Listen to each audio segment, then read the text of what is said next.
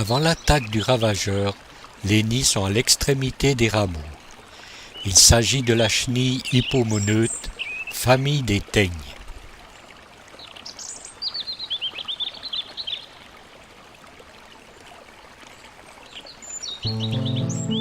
Après leur départ, barrières et arbres entièrement entoilés et partiellement défeuillés.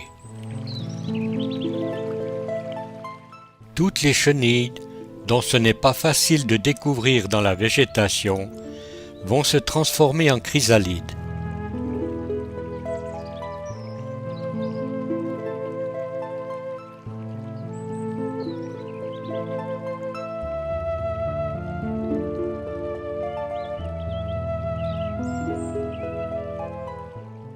Dans le règne végétal se développe une nouvelle invention, la fleur à nectar, avec lesquelles les papillons entretiennent d'étroites relations.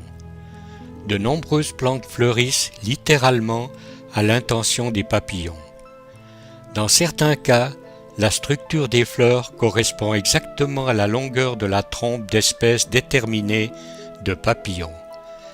Le nectar ne pouvant être atteint que par des individus appartenant à ces espèces. Les plantes et les papillons se sont développés côte à côte pendant des millions d'années, pour aboutir aux formes actuelles. Les papillons sont les ambassadeurs d'une nature libre, généreuse et colorée.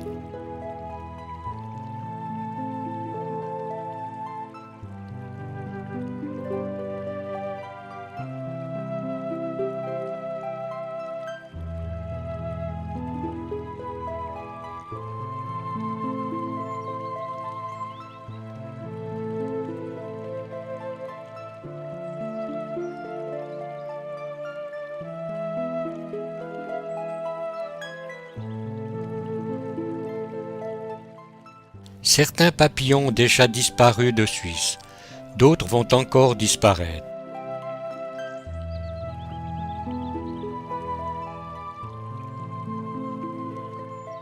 Les nuages rythment la vie du grand Apollon, incapable de voler sans la chaleur du soleil. De par sa taille importante, il est tributaire des apparitions et disparitions du soleil.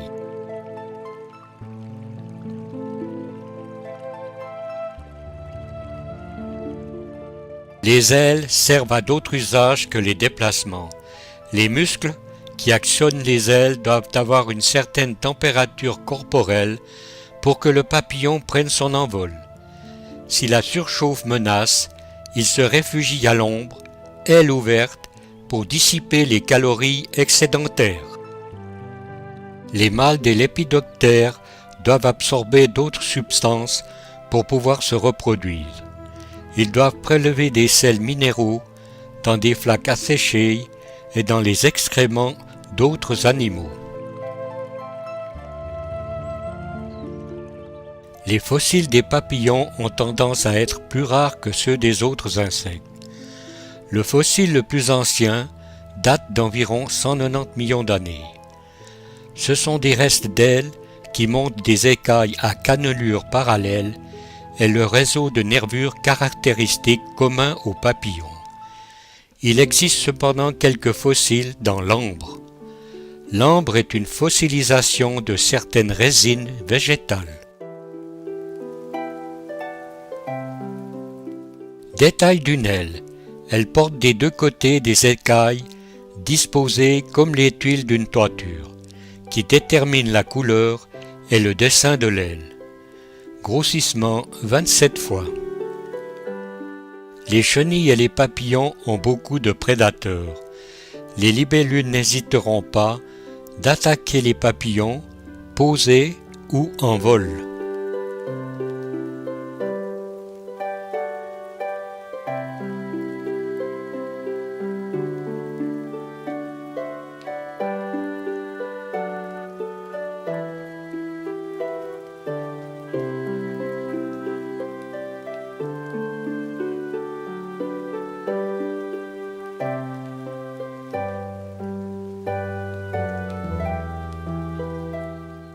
beaucoup d'oiseaux se nourrissent de chenilles et de papillons si l'occasion se présente.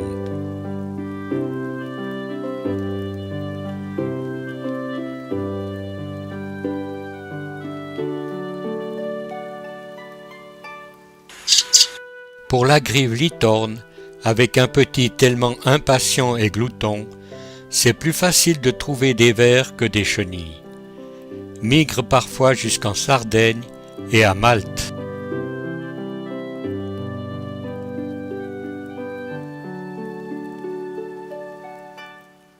Le hérisson appréciera lui aussi une chenille ou un papillon mort. On peut constater que la chenille ne se laisse pas transporter si facilement à la fourmilière. Il faut l'intervention d'une collègue. Les fourmis sont protégées, reconnues comme prédatrices d'insectes en surpopulation ou nuisibles.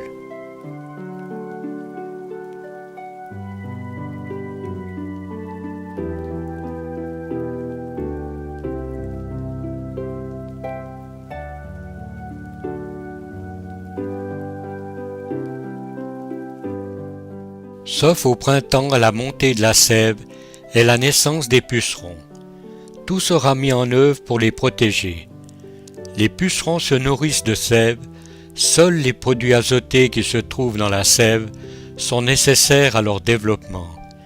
Ils rejettent un liquide très riche en sucre, appelé miella, très apprécié des fourmis. Quand on pense que les pucerons sont les bêtes noires des maraîchers et des horticulteurs, et qu'ils sont protégés par les fourmis, décrites comme des prédatrices d'insectes nuisibles. Le secret des pucerons. Si vous saviez le nombre d'insectes qui nous veulent du mal et la quantité de poison que l'homme pulvérise en vain pour nous détruire, et nous sommes toujours là. Notre secret, nous sommes des filles. Nous nous reproduisons sans l'intervention des mâles. Chacune de nous donne naissance chaque jour à 12 petits. Les petits qui naissent le lundi sont capables d'être mères à leur tour le mardi. Notre population double chaque jour. Mais notre ennemie, elle nous cherche avec acharnement.